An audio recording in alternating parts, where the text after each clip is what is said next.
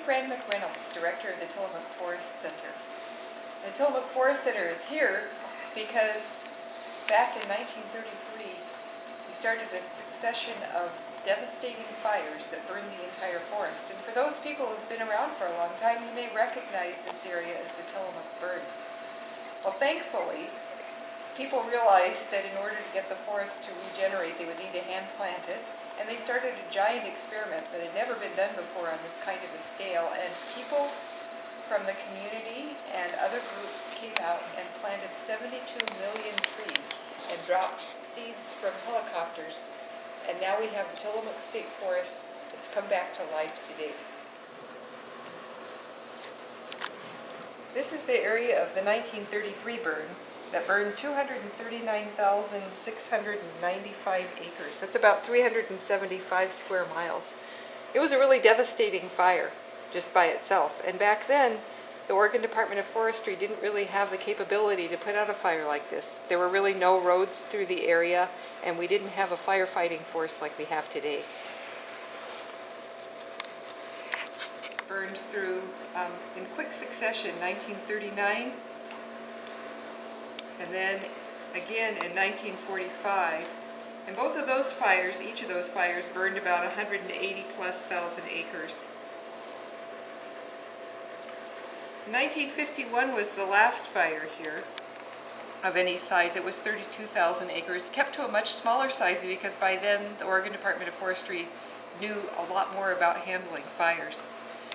So with a total of 355,000 acres of forest being burned, there was not much chance of regeneration by itself.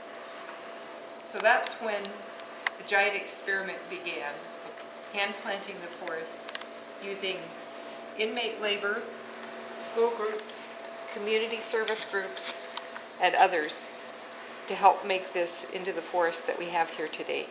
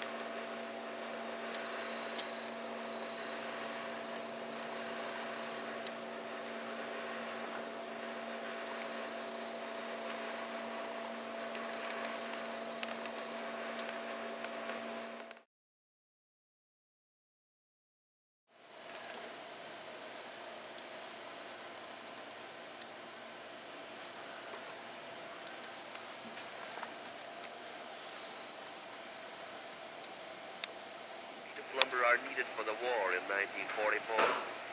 The things that you as a citizen do to prevent forest fires, the strict observance of forest rules all over the United States, are things demanded by our safety during wartime and our future as a nation. There were a lot of people in the tree planting effort, including a lot of students.